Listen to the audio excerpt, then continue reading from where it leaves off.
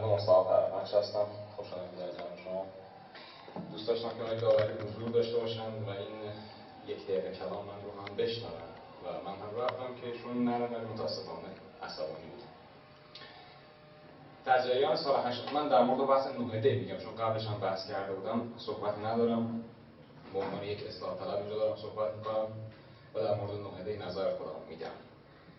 همونجوری هم که در نماز جمعه معروف 29 خرداد رهبریان فرمودن، گفتن که دست دشمن را ببینید و من جمله ایشون رو تایید میکنم. البته از این رهگذر، بله ما دست دشمن رو زمانی دیدیم که دو تا نیروی انقلابی مثل آقای مهندس موسوی و مهدی کروبی رو از انقلاب گرفتن. این جمله. مسئله دوم در مورد ریشه‌یابی قضیه نوحده‌ایه که من نظر خودم رو باز دوباره اعلام میکنم.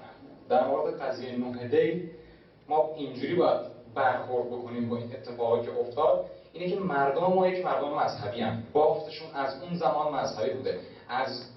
و یکی از اصلا دلایل پذیرفتن اسلام در 1000 سال گذشته این بوده که ما اون موقع حجاب داشتیم، هخامنشیان حجاب داشتن. از زمان از ساسانیان حجاب، همه حجاب داشتن. اینا هم داشتن و عقیده ها نزدیک بود. هیچ وقت هم به زور شمشیر کسی مسلمان نشد. اما بافت ایران بافت مذهبیه. زمانی که 4 نفر میاد تو خیابون اعتراض میکنن که بله ما عرض کنم به خدمتتون به این نتیجه انتخابات، به این نحوه مدیریت، به این وضعیت کشور اعتراض داریم و مردم اونها رو به اسم جنبش سبز میشناسن.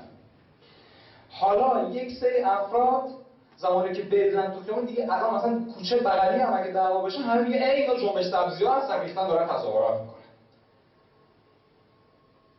و این من نمیدونم چون بافت مردم با مذهبی خیلی خوب اون موقع منو تو خواهر کردن، خیلی هم خوب منو شما رو تحریک و آنتریک کردن.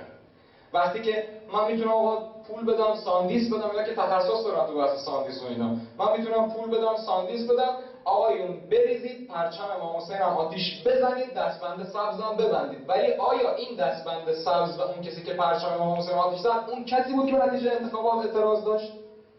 متاسفانه آقای داوری نیستن که بخوان جواب بدن به این سوال. و من یک نقد دارم با آقای داوری، اینی که ایشون امروز آقای غفاری جمله خیلی جالبی گفتن، اشاره کردن که ایشون اینجا که تو پیاده رو وایساده فقط داره نظر میده.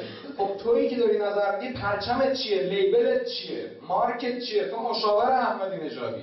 در زمان دولت متاسفانه پاک دستمون شما مشاور آقای نجار بودی، وزیر کشور. شما بالاخره تو اونجا حضور داشتید و هم فکر اونها و بعد پاسخ بدید به این جنایات. متاسفانه ببخشید.